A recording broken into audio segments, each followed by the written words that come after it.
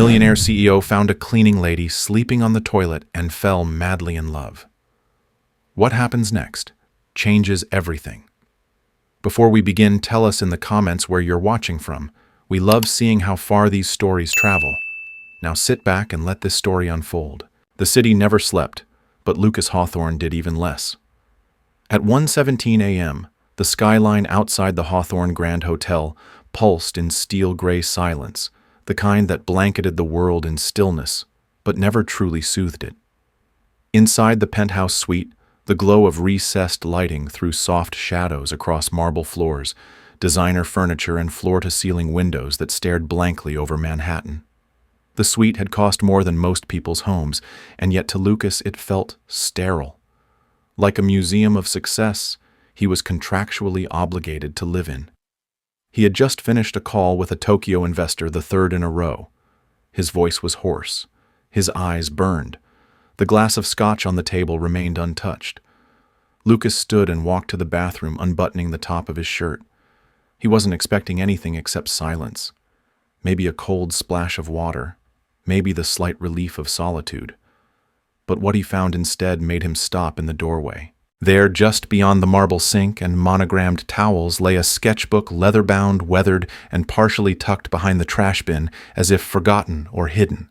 The pages stuck out at odd angles, some smudged with charcoal, others creased like they'd been clutched tightly. Lucas frowned and stepped closer. Kneeling, he picked it up and flipped to the middle.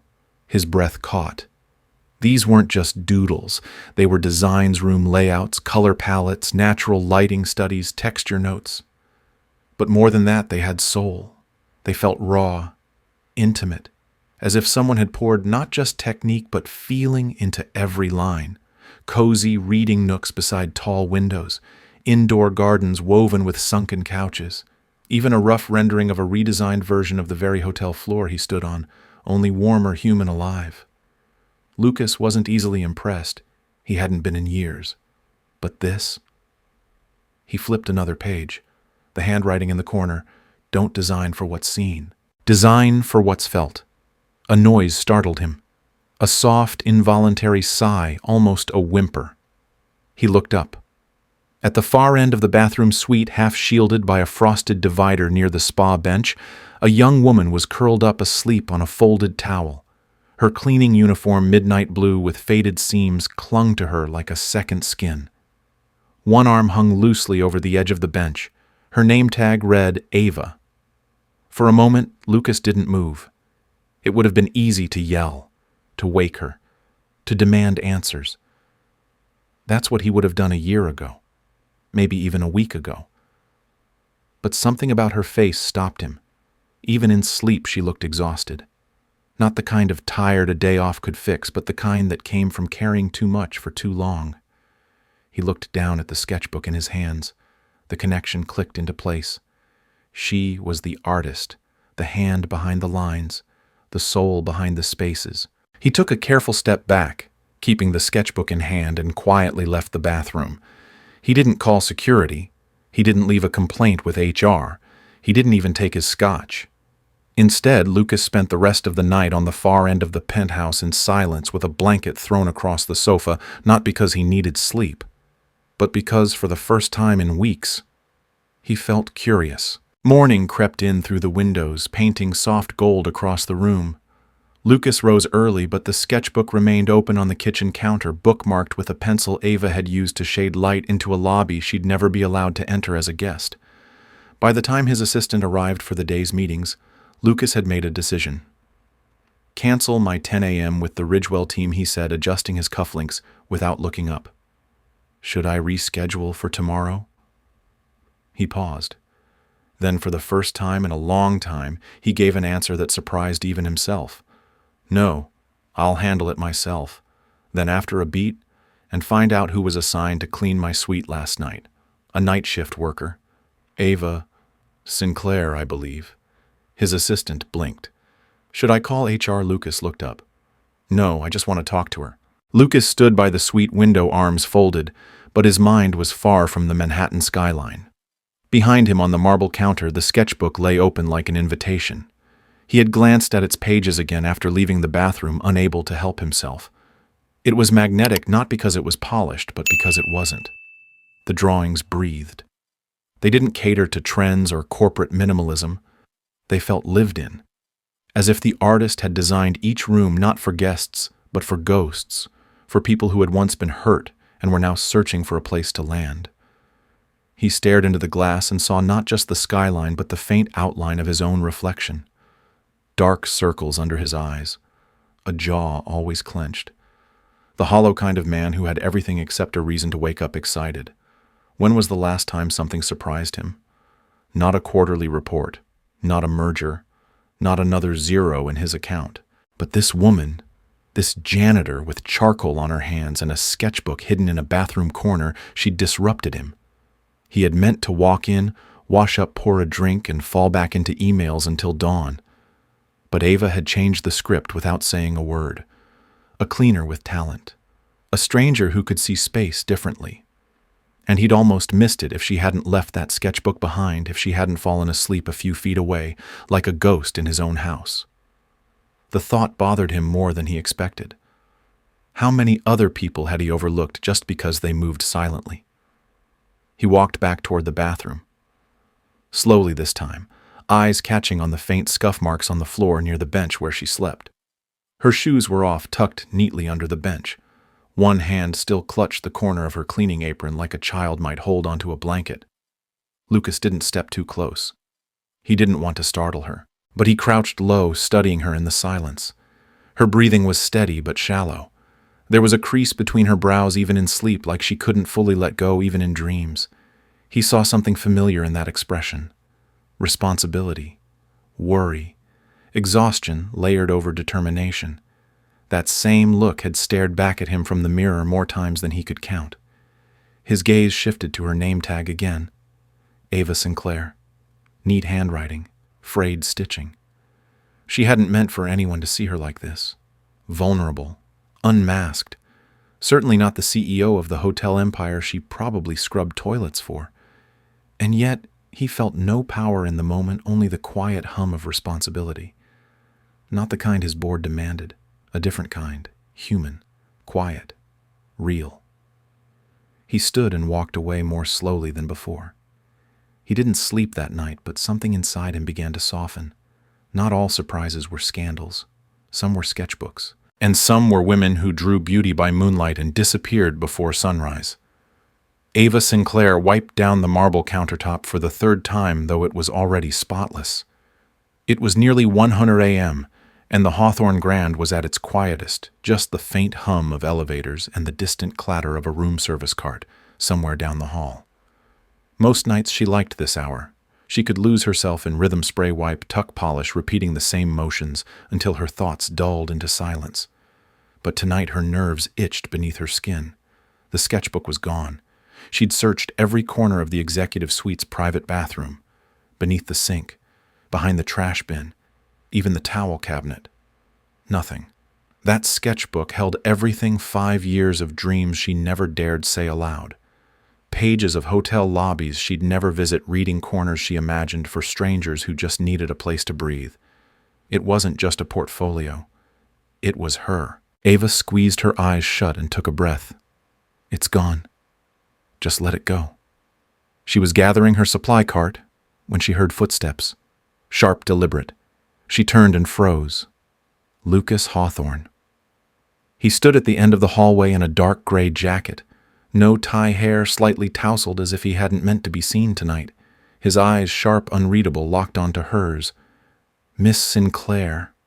Her throat closed. Yes, she managed, straightening. I'm sorry if I left something. I think I did. I didn't mean to. He raised a hand gently, not scolding, not dismissive. It's all right. I wanted to speak with you. She braced herself. This is it. He's going to fire me. Maybe worse. Maybe I broke some privacy rule. Maybe security is already watching the cameras. Instead, he reached into the pocket of his coat and pulled out the sketchbook. Her heart stopped. He held it like something fragile, like it wasn't just leather and paper, but something more, something alive. I found this in my bathroom last night, he said, stepping closer. I didn't mean to leave it. she stammered, panic rising. It must have fallen out of my bag when I was just...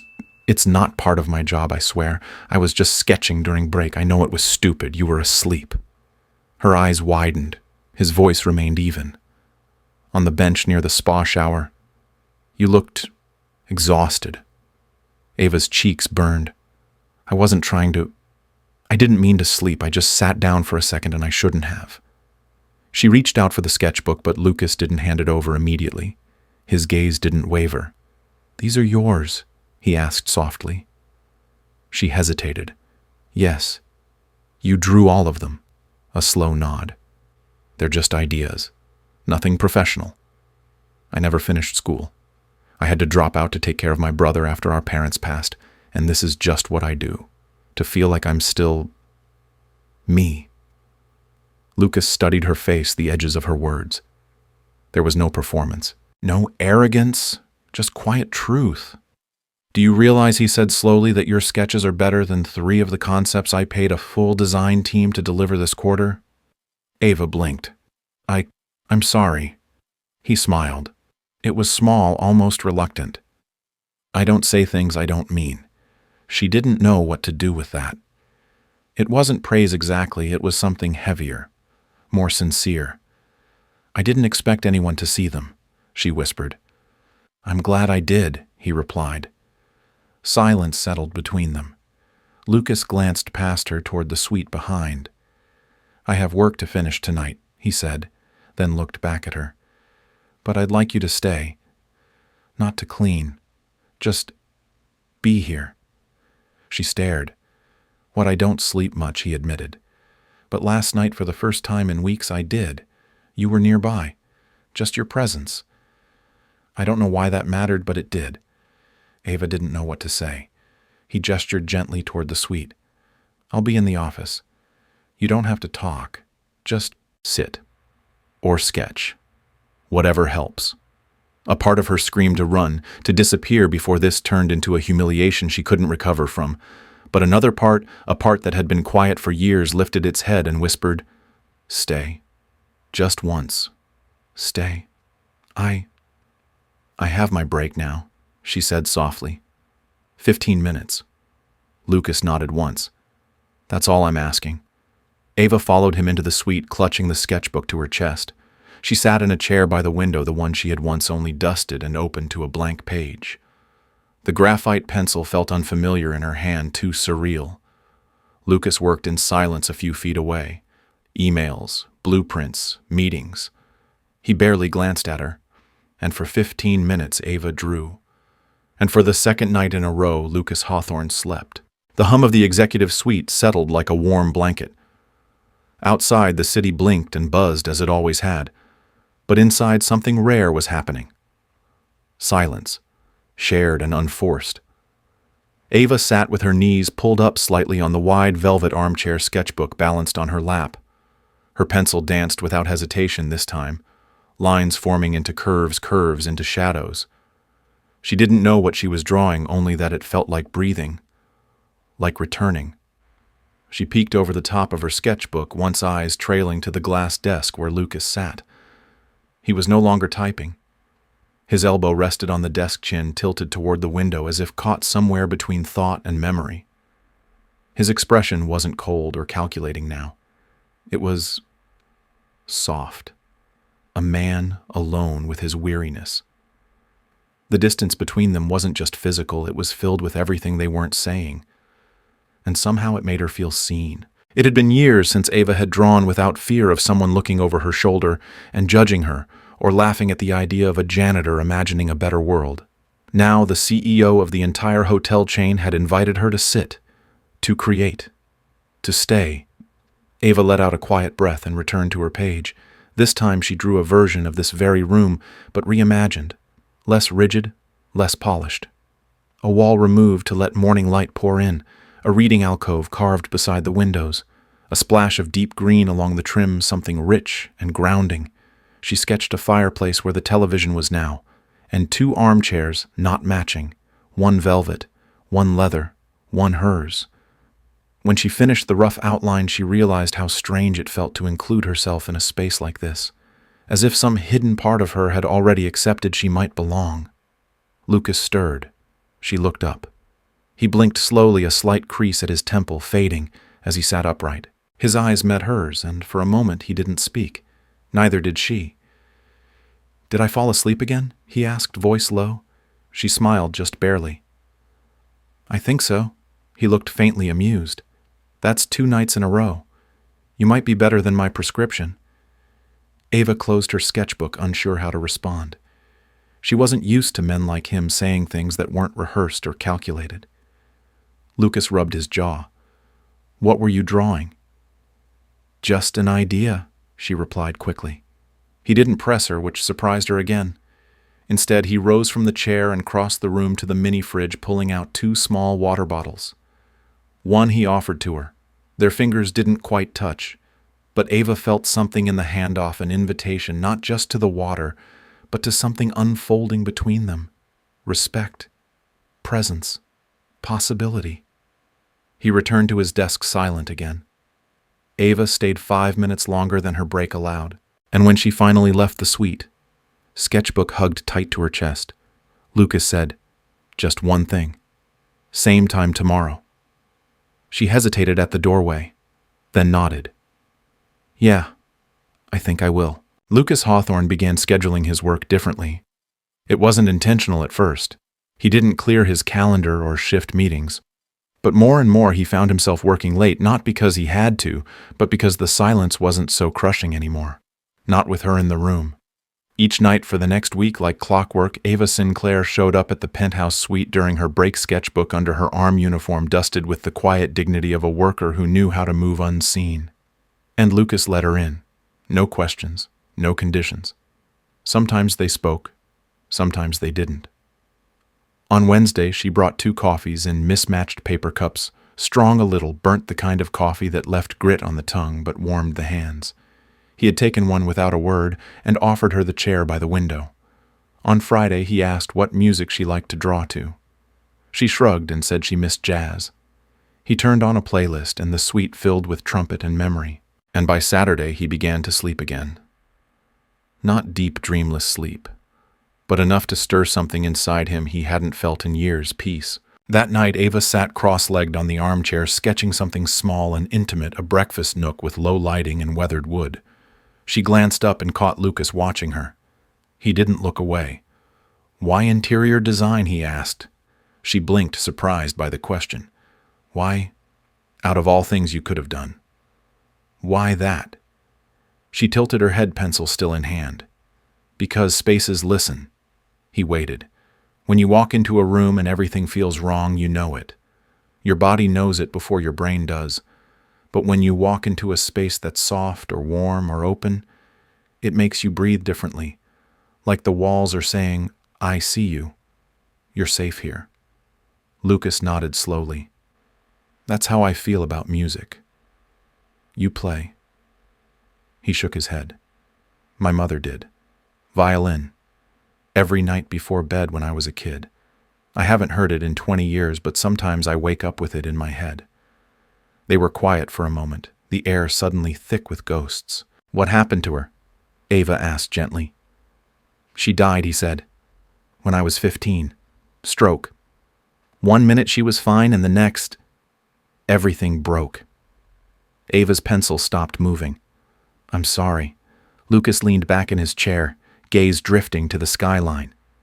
"She used to tell me that people are just houses, really. That you have to care for the foundations or the cracks will swallow everything. I think I let mine fall apart after she left." Ava stared at him, unsure whether to respond. Not because she didn't care, but because she did. Too much, too, suddenly. "I think you've been patching the cracks," she said quietly, "even if you didn't know it." He looked at her. "You don't sleep," she continued, "but you show up. You're exhausted, but you're still here. And you didn't throw away my sketchbook. You looked at it. I more than looked at it." She smiled. Later that night, as she gathered her things, Lucas walked her to the elevator. "Can I ask you something?" she said just before the doors opened. "Of course. Why me? You have an entire staff. Designers, assistants, consultants. Why let a night cleaner hang around your suite? Lucas didn't answer right away.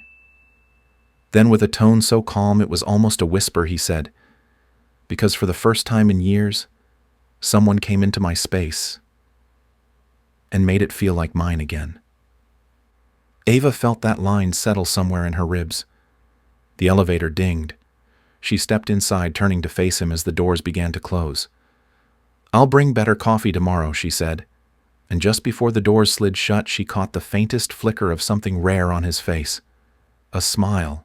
Ava wasn't supposed to be there. Not in this room. Not in this meeting. Not standing quietly by the far wall with a microfiber cloth still in her back pocket and scuff marks on her shoes. She had only stopped by the penthouse to return a set of misplaced drafting pens Lucas had left in the lounge the night before. She thought she'd drop them off quietly and vanish before anyone noticed. But as she stepped off the elevator, she heard voices, sharp-clipped, professional. She froze in the hallway. Then she heard Vivian Blake. "This is our concept for the redesigned lobby experience," Vivian said smoothly. "Minimalist geometry, monochrome palette, subdued luxury, the furniture sleek, modular, adaptive." Ava peeked in. The penthouse conference room was occupied. Lucas, seated at the head of the table, expression unreadable. Beside him sat Dominic Caldwell, the silver-haired, sharp-eyed investor Ava recognized from internal memos. He was known for being difficult, picky, powerful. The monitor displayed a series of sterile 3D renderings, white walls, black furniture, cold lighting, and not a plant or book in sight. Dominic's fingers tapped the table. He looked profoundly underwhelmed. Lucas said nothing. Ava started to back away quietly, but Lucas saw her. Ava. The sound of her name stopped every cell in her body. Every head turned. Dominic raised a brow. Vivian blinked, like she'd just been told the janitor was here to critique her portfolio. Ava stepped in slowly, confused, wary. "Sorry, I didn't mean to interrupt. Lucas gestured to the folder in her hands. "Those mine." She nodded. "You left them in the lounge." "Thanks," he said, then looked at the screen again. "Stay a moment." Vivian's smile tightened. "I'm curious." Lucas continued, eyes still on the renderings. "Ava, what do you see when you look at these designs?" Ava's heart stuttered.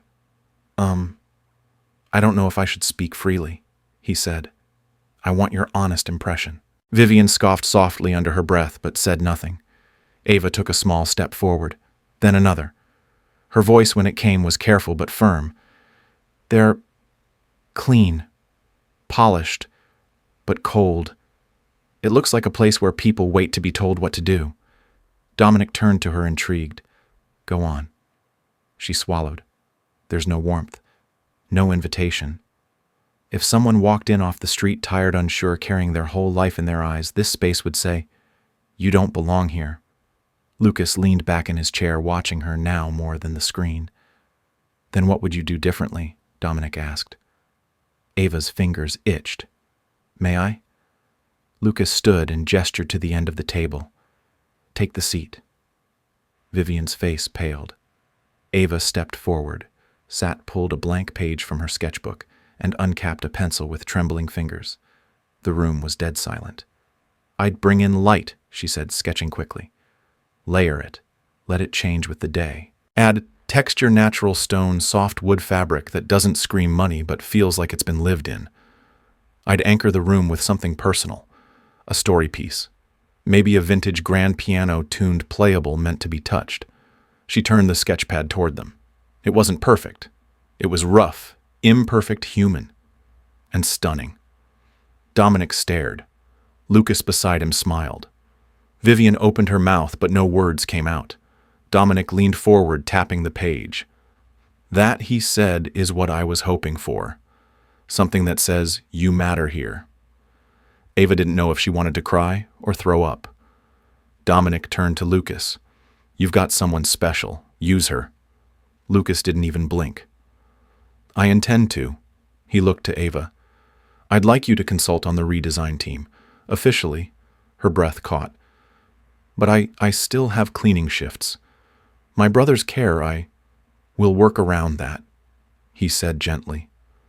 "But this, This is what you're meant to be doing. Vivian opened her mouth again, this time more forcefully. Lucas, I don't think it's appropriate to elevate an uncredentialed.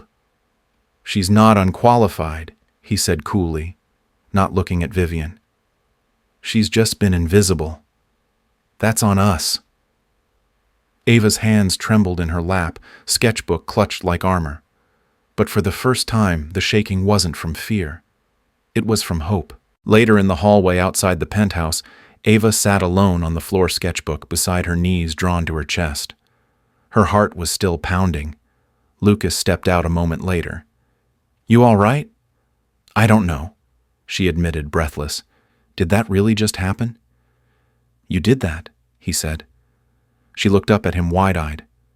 Why me? Lucas's voice softened.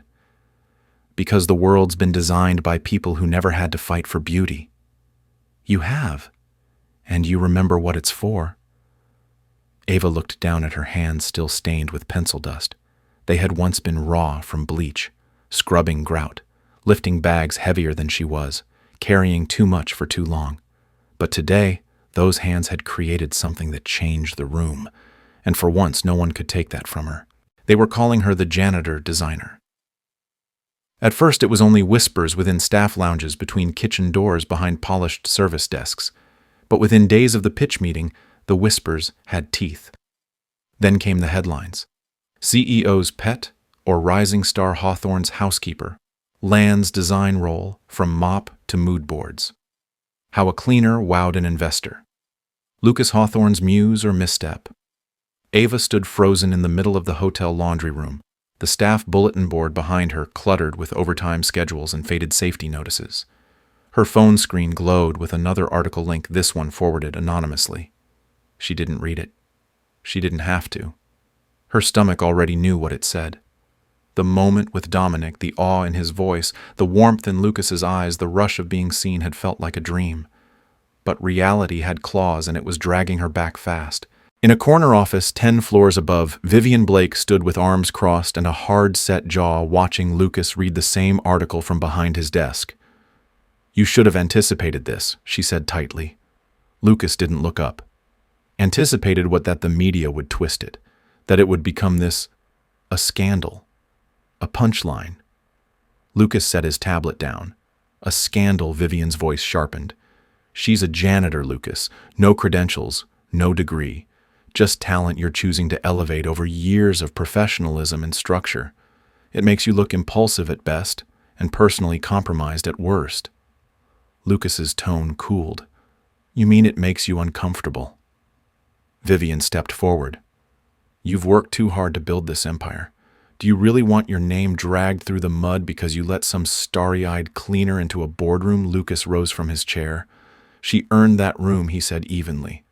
Dominic was ready to pull funding until she turned it around. Dominic was impressed by novelty, she snapped. But the rest of the world isn't so kind. Lucas studied her for a long moment. You're not worried about the world, Vivian. You're worried about losing control. Her face barely flinched, but her silence gave her away. That night, Ava entered the penthouse suite for the first time since the article broke. She moved more quietly than usual, her eyes low, her sketchbook absent.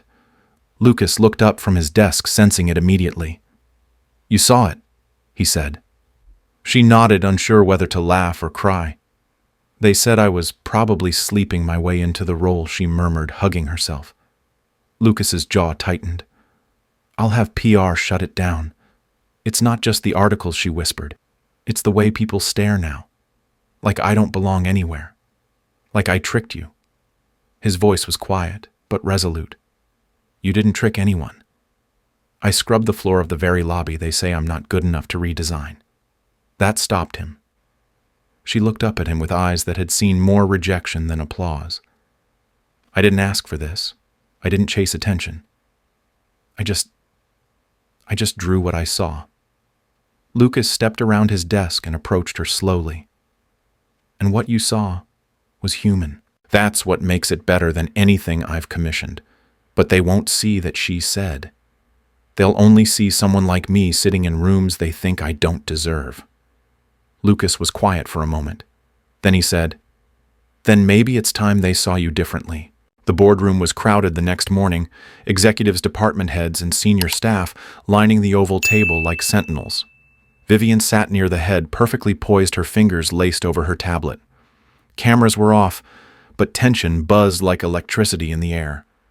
Lucas entered with Ava walking one step behind.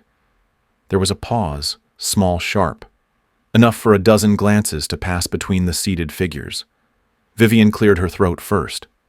"We're here to address the public optics of the Caldwell meeting and the resulting coverage. Mr. Hawthorne, would you like to speak to the matter?" Lucas remained standing. "I would." He looked around the room, then down at Ava, before addressing them all.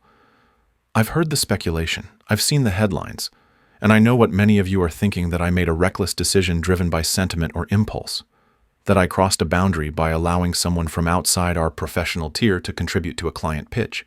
He let the silence stretch just long enough to sting. But what if this company was built on the wrong boundaries? A murmur passed through the room. Lucas continued. "We claim to create spaces of luxury, warmth, and welcome, but our own culture denies those values to the people working behind the scenes. Ava Sinclair has more insight into human-centered design than most people I've paid 6 figures. Vivian's eyes narrowed. Lucas looked directly at her. "And the only thing that's made her presence controversial is that she's talented enough to break the mold." He turned back to the board. "So, I'm not just defending my decision, I'm expanding it. Ava Sinclair will join our design team as a consultant on the lobby project with full access to resources, mentorship, and creative space. If anyone finds this unacceptable, you're free to present your objection along with your resignation." The room was dead silent. No one moved. Ava, still standing by the door, clutched the strap of her sketchbook bag. Her knees trembled, but she stayed upright, because now she knew Lucas wasn't standing alone. He was standing with her. Later that afternoon, after the room emptied and the storm had passed, Ava lingered on the rooftop of the Hawthorne Grand. The city stretched out below her, indifferent but glittering. Lucas joined her in silence. "You didn't have to do that," she said, staring out over the railing. "I did. I don't know how to thank you." He smiled faintly. "Don't thank me. Just keep showing them what they missed while they weren't looking." Ava nodded, wind brushing her face. For the first time, she didn't feel like a trespasser in the view. Ava sat alone in the staff changing room after the board meeting, fingers running absently over the edge of her sketchbook. The fluorescent lights overhead buzzed softly, casting a pale glow on the row of dented lockers behind her. Everything still felt too big, too loud, even the silence. She had stood in a room of people with polished shoes and corporate titles, and somehow, she hadn't disappeared. But now came the come-down. The part they never warned you about after the moment you're finally seen, the fear that it was all a mistake. She opened her sketchbook and found the last page she'd drawn: the piano in the lobby, the soft lights, the chairs that didn't match. A space meant to feel like a hug, a space she might never have believed she deserved. Until now. A knock at the door made her jump. Vivian Blake stepped inside without waiting for permission. Ava stood instinctively, spine straightening. "I'm not here to fight, Vivian," said her tone too even. Ava didn't relax. "Then why are you here?" Vivian walked slowly to the bench and picked up a discarded paper cup, examining it like it held some hidden code. "You surprised me," she said at last. "I didn't think you'd survive that room. I didn't think I would." Either, Ava admitted, voice low. Vivian's lips twitched in something not quite a smile. "Most people in this company claw their way up for years. You were scrubbing tile 2 weeks ago, and now you're standing next to the CEO in board meetings." Ava folded her arms. "I didn't ask for this. I just didn't say no when someone finally asked to see what I could do." Vivian met her eyes. "That's what I'm warning you about," she said. "Being seen is dangerous, because now they'll expect something from you, something perfect.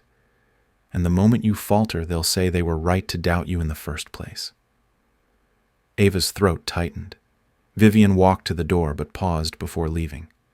"You're talented, Ava, but talent only gets you so far. Watch your step." And then she was gone. Ava sat back down, heart pounding, not from fear, but from a strange, steady resolve blooming in her chest. For so long she'd been afraid of taking up space, afraid that dreaming was a kind of theft. But today she hadn't stolen anything. She had earned it. Later that evening, Lucas returned to his suite. It was quiet again, the kind of quiet that used to unsettle him, but now the room felt like it was waiting. On the coffee table was a new sketchbook, this one wrapped in brown craft paper and tied with a thin ribbon. A note was tucked beneath it, for whatever comes next. Lucas held it for a moment. He didn't open it. Not yet. Some gifts are meant to wait for the right moment. The crisis hit just before midnight. Lucas had just settled into the suite, a rare moment of calm, when his phone lit up with 3 back-to-back notifications from the event operations team. Emergency, water leak in event hall. Urgent wall paneling compromised. Critical. Tomorrow's investor showcase may need to be relocated. He didn't even blink. Instead, he rose from his chair, grabbed his blazer, and was in the elevator before the 4th notification arrived. The scene on the 2nd floor was chaos. Water pooled near the south wall of the main showcase room, a cracked pipe seeping behind the feature installation wall.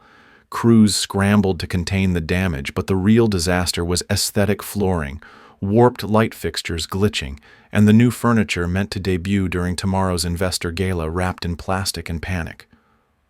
Dominic Caldwell was flying in at noon. The press was invited. The board expected perfection.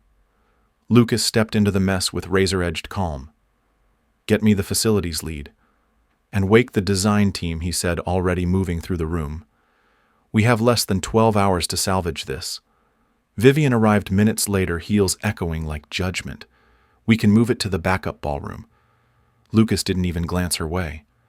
"And present our signature design line in a repurposed wedding venue, no but no." Then behind him a new voice. "I can help." Ava stood in the doorway, breathing slightly fast as if she'd run there. She wore jeans and an old flannel shirt over her work uniform, and her fingers already clutched a pencil. Lucas raised an eyebrow. "You're supposed to be off tonight."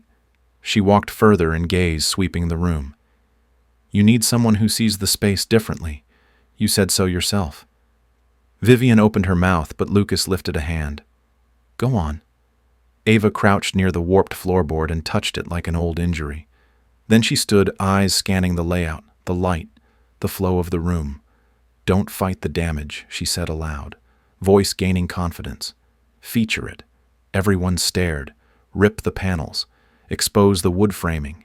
Hang minimalist fabric backdrops like scaffolding. Create an under-construction aesthetic, but make it intentional. Raw, honest. We lean into imperfection." Lucas stared at her. Vivian laughed under her breath. "This isn't some art school improv, it's a multi-million-dollar presentation." "Which is already broken," Ava said sharply. "We can either hide the cracks or design around them." Lucas's eyes lit with something between defiance and delight. "Do it," he said. "You're leading." Ava froze. "Wait me," Lucas nodded. "I'll coordinate logistics. You take the space." The next 6 hours were a blur of movement. Ava pulled fabric samples from the storage closets, repurposed lighting fixtures from the rooftop lounge, and sketched adjustments to the guest flow path with a chalk marker on the floor. Lucas ordered catering to be redirected, then personally called the floral designer to replace the centerpiece wall with a suspended ivy installation at Ava's suggestion. By 6:00 a.m., the entire team had gathered, exhausted, caffeine-fueled, and skeptical. By 8:00 a.m., the room had been transformed. What had once been sterile and pristine now breathed with intention. Exposed wood and iron beams framed soft white canvas.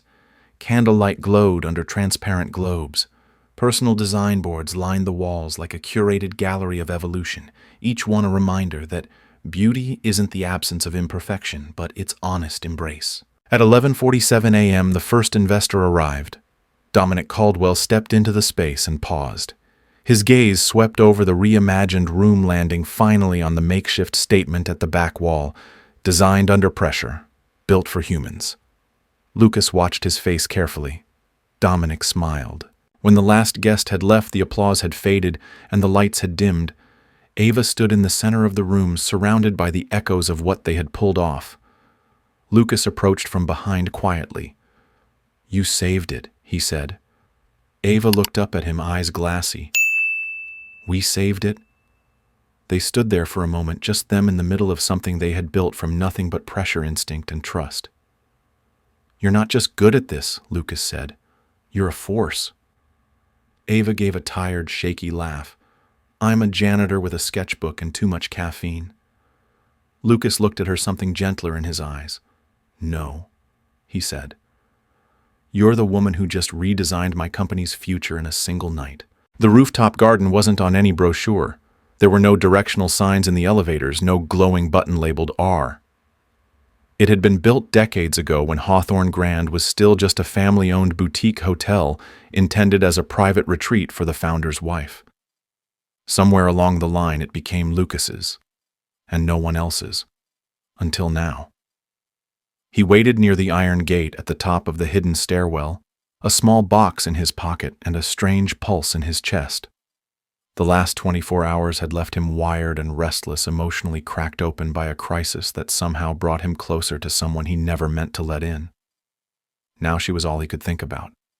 The woman who had seen a broken room and turned it into a statement. The woman who had brought softness to the edges of his world. The woman who never asked for a key but deserved one. Ava climbed the last step, still catching her breath from the unexpected invitation. Lucas stood by the door, his shirt sleeves rolled up, blazer discarded. The skyline stretched behind him like a crown of steel and light. "I've never been up here," she said softly. "No one has," he replied. "Not since I took over." He unlocked the gate with an old brass key, then stepped aside. "After you." Ava stepped through. What greeted her wasn't what she expected. It wasn't pristine. The paving stones were uneven in places, and ivy had overgrown the west railing. But there were flowers blooming in odd corners, lavender jasmine, something yellow and sun-hungry. A wrought iron table sat beneath an arch of climbing roses. Paint-chipped cushions faded. It wasn't perfect, but it was alive. She turned to him. "This doesn't feel like the rest of the hotel." "It's not," he said. "It was my mother's." That name again, soft, reverent, rarely spoken. "She used to come up here to play violin," he continued. "Said it was the only place the wind could carry her music without walls." Ava listened quietly. "When she passed, I locked it up. Thought I was preserving something." He gave a small, tired laugh. "But it just became another place I stopped going." A beat of silence passed between them. "I wanted you to see it," he said. She stepped toward the railing, fingers brushing the ivy. "Why me?" Lucas reached into his pocket and pulled out a small box. Not velvet, not flashy, just leather worn real. He handed it to her. Inside was a tiny gold key, old-fashioned and delicate. Ava stared at it. "You never have to clean this place again," Lucas said quietly. "Unless you own it." Her breath caught. He wasn't proposing, not yet. This wasn't that moment. But it was a moment clear, intentional, and impossible to misread. "You've been unlocking pieces of me I didn't know were still there," he added. "So I figured it's only fair I give you one in return." Ava didn't speak right away. She just looked at him the way she had looked at her first clean page in years, carefully, curiously, like she was beginning something she didn't want to rush. "I don't know what this means yet," she said honestly, "but I don't want to run from it." Lucas smiled. That's all I needed to hear. She closed the box gently and tucked it into her bag. Then she turned toward the city, watching the sun settle between buildings like it was pausing just for them. And for the first time since she took the job at Hawthorne Grand, she didn't feel like an outsider looking in. She felt like someone being invited to stay. Ava wandered deeper into the rooftop garden, letting her fingertips trail across the ivy-covered trellis as if the leaves could tell her what to say. It was wild up here, untamed but intentional, the way an old soul might choose to age gracefully rather than perfectly. A breeze tugged at her hair as the city murmured far below, but up here it was all whispers and breath and sky. She turned in a slow circle, taking it in. "I didn't expect this." Lucas stepped closer, his hands tucked into his pockets. Most don't. That's why I keep it locked. She glanced down at the cracked tile underfoot. It's not like the rest of the hotel. No, he said softly. It's not like me either. Ava looked over at him. He exhaled, and when he spoke again, his voice was quieter. I was always told to curate my world, curate my company, my image, even my grief. This, he gestured around the rooftop, was the only place that didn't demand anything from me, until it became too painful to come up here alone. Ava's heart twisted. He walked over to the old table under the rose arch, brushing a few fallen petals from the seat. My mother planted these. The roses. She said they were defiant, growing beauty where they shouldn't. She didn't say anything, just joined him under the arch, resting her hands lightly on the iron chair back across from him. Lucas reached into his coat and pulled out the small box once more. When he placed it in her hand this time, he held it there a second longer. Ava opened it slowly, reverently. The golden key shimmered faintly in the softening light. It doesn't unlock anything down there, he said, nodding to the city below. It only unlocks what matters up here. Ava's throat tightened. You don't even know where I'll be in a year. I don't care, he replied. Wherever you are, I want you to remember you have a place that's yours. She blinked, eyes suddenly burning. Lucas stepped closer, dropping his voice to something almost fragile. You reminded me that space is more than walls and furniture. It's who you share it with. It's who sees it and chooses to stay. Ava looked at the key again, then up into his face. He wasn't guarded tonight, not shielded by glass offices or clever comebacks. He looked open. Real. I've never belonged anywhere, she whispered. Not really. You do here, he said. With me. The words hung between them, tender and terrifying. Ava closed the box carefully and tucked it into her bag like it was something sacred. And it was. Then she sat beside him under the rose arch as the wind brushed past them like a hush. For a long time, neither spoke. And in that silence, for the first time in a long time, Lucas didn't feel alone. And Ava didn't feel invisible. The rooftop key had never left Ava's bag. She carried it everywhere, tucked next to her sketch pencils and a worn photo of her younger brother. She hadn't used it since Lucas gave it to her. Not yet. But she touched it sometimes when the world felt too loud or uncertain. It reminded her that she wasn't drifting anymore. She had roots now, hidden maybe, but real. Still, she hadn't seen Lucas in nearly a week. The gala had passed. The design team had taken the reins on execution, and Ava had quietly stepped back to check on her brother. He'd had a rough few days, a cold, a cough, a hospital visit that drained more energy than she liked to admit. And now, as she rode the elevator to the rooftop just after sunrise, her heart beat faster than it should have. She didn't know what waited beyond the stairwell. Maybe nothing. Maybe everything. She climbed the last step slowly. The rooftop was empty at first glance, but then she saw the coffee cups on the table. One black, one with a splash of milk and cinnamon. Her exact preference, and beside them a box, not gift-wrapped, just a small, familiar pouch of soft velvet. Lucas stood near the ivy trellis, hands in his coat pockets, watching the sun warm the tips of the skyline. He turned as she approached. You came, he said. I wasn't sure I should. I wasn't sure I should ask, he admitted. But I wanted to. She stepped toward the table and looked down at the pouch. Her fingers brushed it, but she didn't open it. Is this what I think it is? Lucas didn't move closer. He just nodded. I thought proposals came with fireworks, she said softly. A big speech, fancy dinner, spotlights. He gave a small smile. So did I. Until I realized none of that made sense with you. She glanced up, brows raised. I don't mean that in a bad way, he added quickly, stepping closer. I mean, you changed what I thought mattered. You made the quiet moments feel more honest than anything I ever staged. So I wanted this to be that honest. She looked at him. Really looked. His hair was a little messy, his shirt untucked. He hadn't slept well. She could tell from the way his eyes held a shadow. But there was something different now. Something unguarded, soft. He reached into his jacket and pulled out something else, a book, her sketchbook. Only it wasn't tattered anymore. The cover had been restored, cleaned rebound, and embossed with gold initials, A.S. "I had it fixed," he said. Didn't change anything inside. "I just thought it deserved to be treated like the work it is." She took it with shaking hands. Then he knelt, right there on the weathered stone beneath the roses his mother had planted. No cameras, no audience, just them. "You didn't just help me sleep, Ava," he said. "You helped me wake up. You made me remember what it feels like to build something because it matters not, because it sells." He opened the small velvet pouch. Inside was a simple ring. Gold, no diamond. Instead, a tiny engraving on the inside band, "You belong." Lucas looked up at her. "I know we're still figuring this out. I don't expect easy.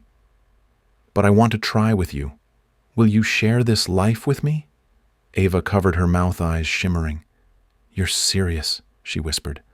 "I've never been more." She didn't hesitate. She dropped to her knees right in front of him and threw her arms around his neck. "Yes," she breathed. "Yes, Lucas. 1,000 times yes." He held her there, kneeling, tangled in sunlight and ivy and breathless relief. The ring slid onto her finger like it had always belonged. Later, as they sat side by side at the edge of the rooftop, sharing lukewarm coffee and tracing the skyline with their eyes, Ava rested her head on his shoulder. "Do you think your mother would have liked me?" she asked. Lucas didn't hesitate. "She would have loved you." Ava smiled, fingers brushing the key still inside her bag. This wasn't a fairy tale. It was better. It was theirs. Ava turned the sketchbook over in her hands, tracing the smooth edges of the new leather cover. Her initials gleamed in gold, delicate and permanent A.S., no longer scribbled in pencil, but carved like they belonged there. "You kept this," she whispered. Lucas smiled softly. "It reminded me of you. Messy, beautiful, honest." Ava opened to one of the middle pages, the one she'd drawn after that first night in the penthouse lounge. It was a space filled with light cradling furniture and mismatched chairs, a room that had no owner, just welcome. "I never thought anyone would see these," she said. "I used to draw just to feel like I existed." Lucas knelt again, not with ceremony but with intention, as if this moment was the culmination of every word they'd left unsaid in the quiet. "You existed long before I saw you," he said. "But I think you saved me by letting me see." He opened the pouch. The ring caught the light, but it wasn't flashy or ornate. It was simple, elegant. There was no gemstone, just the band, and that single word etched inside, "You belong."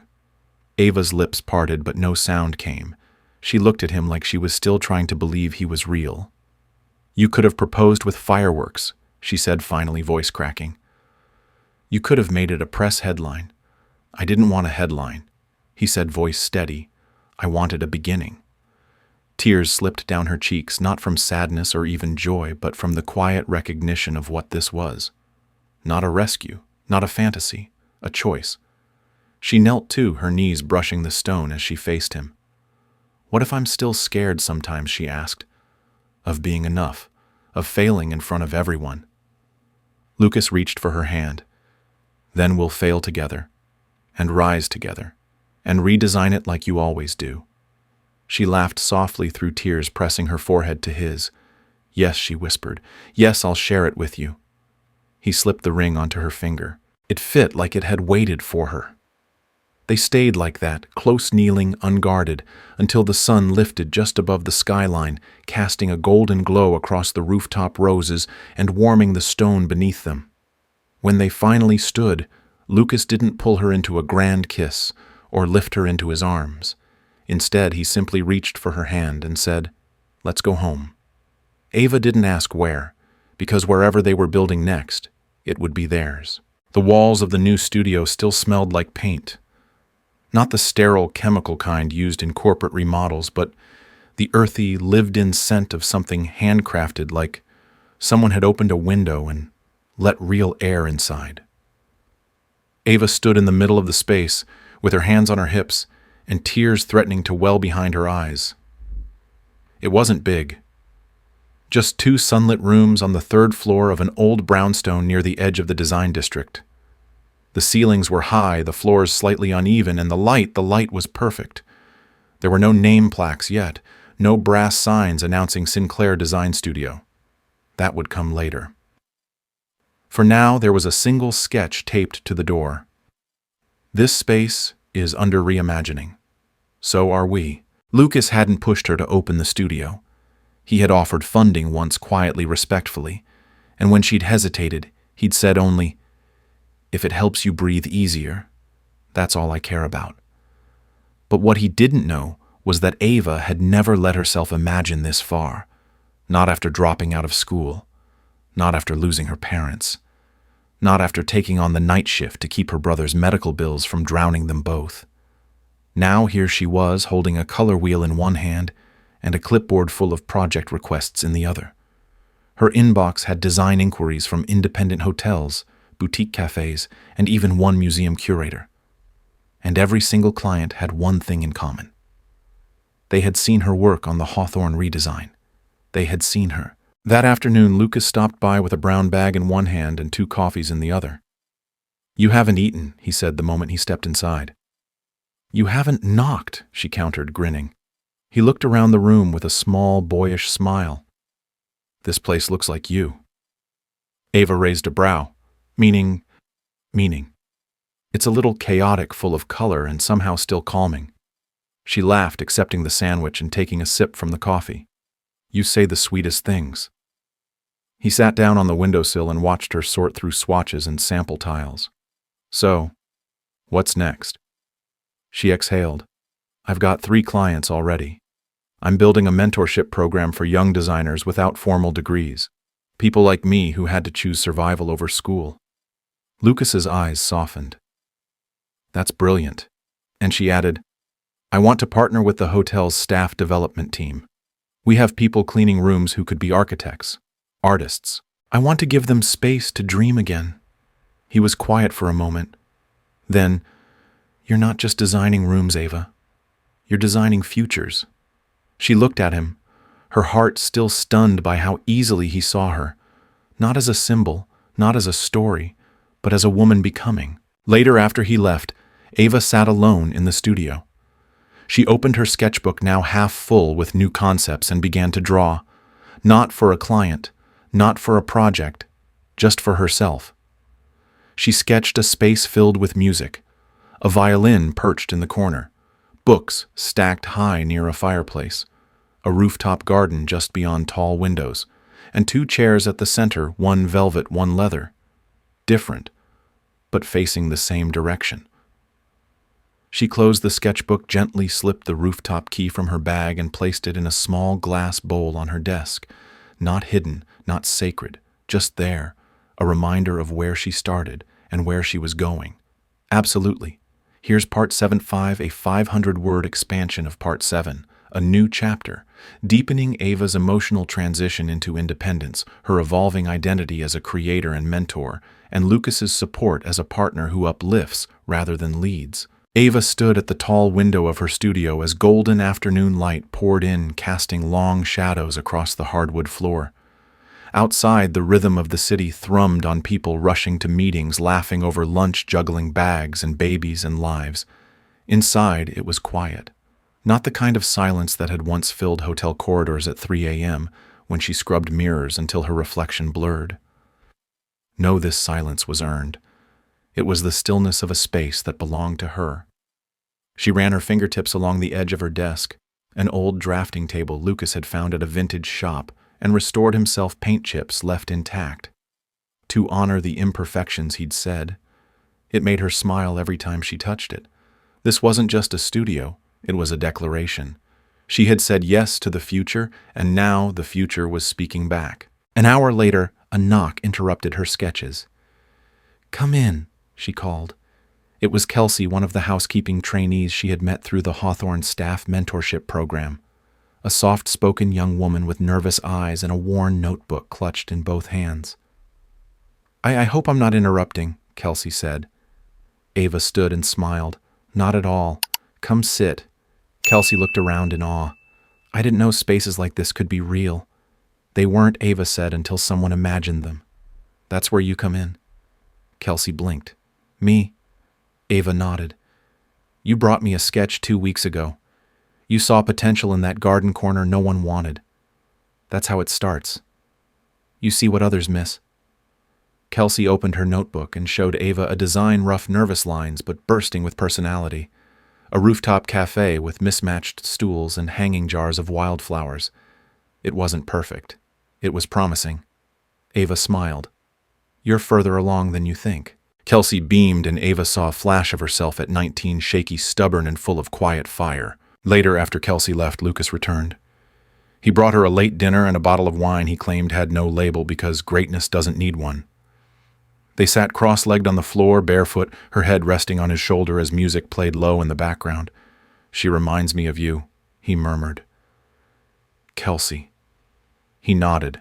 That fire, that fear, that fight. Ava traced circles on the back of his hand. I used to think no one saw me. Now I'm trying to make sure no one like me stays invisible. He kissed her forehead gently. You're not just seen Ava. You're leading the light. She swallowed a lump in her throat. He didn't make her promises that night. Just space, and silence, and safety.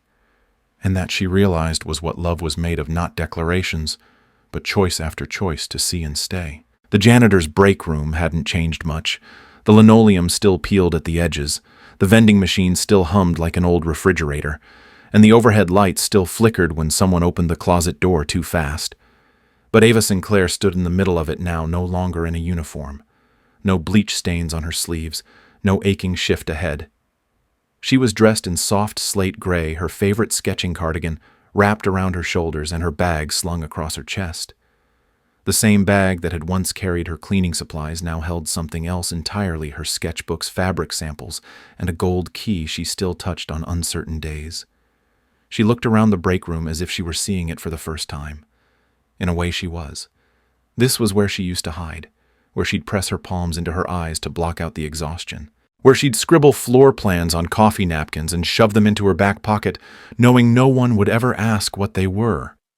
But someone had, and everything had changed.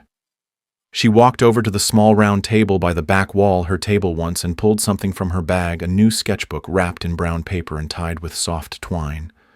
She set it gently on the table and taped a note to the cover. It read, "For the next dreamer cleaning floors with bigger plans. Your talent is not invisible. Keep drawing. Keep imagining. You belong here too. A.S." She stared at it for a long moment, then exhaled slowly. It wasn't a goodbye. It was a door. Lucas watched from the hallway, hands in his pockets, shoulder resting lightly against the wall. He hadn't told her he was coming, he didn't need to. He knew her well enough now to understand when she needed silence, when she needed to mark a moment before it passed. He let her have it. But when she turned, she wasn't surprised to see him there. She smiled. "You followed me. I've been following you for a while now," he said. They met in the middle of the hallway, surrounded by peeling paint and echoing floors. He held out his hand. She took it. They walked slowly through the corridors of the hotel, no longer boss and employee, no longer patron and protege. Just two people who had found one another across layers of exhaustion, ambition, and ache. As they passed a housekeeping cart, a young man nodded politely, eyes lingering on Ava with recognition. "You're her, aren't you?" he asked. The designer Ava smiled, brushing a stray curl behind her ear. "Some days," she said gently. He grinned and returned to his duties. Lucas watched her as they walked. He'd seen her lit up by flashbulbs and drowned in blueprints. He'd seen her furious, vulnerable, brilliant, afraid. But this soft, grounded version of her standing tall in the place where she once shrank to survive, this was his favorite. She caught him staring. What he shook his head. Nothing. just proud. Ava flushed. I didn't do it alone, she said. You never had to, he replied. That evening, as twilight spread across the city like watercolor, Ava unlocked the rooftop garden with her gold key. She and Lucas sat under the rose arch again, now blooming deeper, richer. A vase of fresh-cut lavender sat on the table between them. The old violin that once belonged to Lucas's mother rested in a glass case by the ivy wall, a gift Ava had arranged after finding it buried in the hotel archives. There was music now. Light, color, soul, and laughter, hers, sometimes both at once. I was thinking, Lucas said as the breeze picked up, we should host a workshop here. For your students. Let them see where it all began. Ava leaned her head on his shoulder, and end it with candlelight and coffee. He kissed the top of her head. Of course. As night deepened, they didn't rush inside. The rooftop had become more than a garden. It was proof that broken things could be mended, that talent could rise from the shadows, that a janitor's sketchbook could change the shape of a billionaire's world. And that love doesn't always arrive like thunder. It sometimes walks in, quietly, mop in hand, heart full of blueprints. Later that week, the rooftop garden looked different. Not transformed, Ava wouldn't dare erase what had already rooted there. But grown, evolved. The ivy had been trimmed back just enough to reveal the wrought iron curves of the old trellis. New benches had been added in a crescent facing the center of the space. Each was hand-painted by design students from Ava's mentorship program, inscribed with their names underneath in neat gold lettering. In the center, where the table once sat alone, now stood a low marble pedestal. Atop it, a framed drawing. One of Ava's first. The same one she'd sketched sitting in that velvet armchair beside Lucas during a stolen 15-minute break. The mismatched chairs, the soft lighting, the quiet invitation of a room built for rest, not performance. Under the drawing, in Ava's own handwriting, a single line. We shape space, but it shapes us too. That evening, Ava returned to the break room one last time. Not because she had to, because she wanted to. The new overnight janitor, barely 19 eyes wide and searching, was sitting at the table flipping through the sketchbook Ava had left. He didn't notice her at first. His pencil moved slowly across the page, copying one of her earlier floor plans with the care of someone learning a language he had never been taught, but somehow understood. She didn't interrupt. Not until he looked up and caught her watching. Oh, he stammered, sitting up straight. I didn't mean to take it, It's for you, Ava said gently. That's why I left it. He blinked. You're her. The one who... I used to sit right there, she said, pointing to the same chair he occupied now. Same notebook. Same doubts. His voice was barely a whisper. Do you think I could do what you did? Ava smiled, not a smile of pity, but one of recognition. Of faith. I think you already are. She left him with that, stepping out into the hallway and letting the door click gently behind her. When she reached the rooftop later that night, Lucas was already there, setting out 2 mugs of hot tea and draping a blanket over the old bench beneath the roses. She walked to him slowly, wordlessly, and tucked herself into his side. They didn't need to say much anymore. They had become fluent in silence, the kind that held things, not hid them. The skyline glittered like 1,000 tiny chances. Lucas took her hand gently, reverently. And Ava, once a woman who had cleaned other people's dreams in silence, now built them, not just with walls and windows, but with welcome. In that moment, beneath the ivy, above the noise, beside the man who saw her, Ava Sinclair no longer wondered if she belonged. She knew. Sometimes the greatest love stories don't begin with grand entrances, but with a forgotten sketchbook, a quiet rooftop, and the courage to stay. This was a story about rising from invisibility, about being seen not for what you clean or where you come from, but for what you carry inside.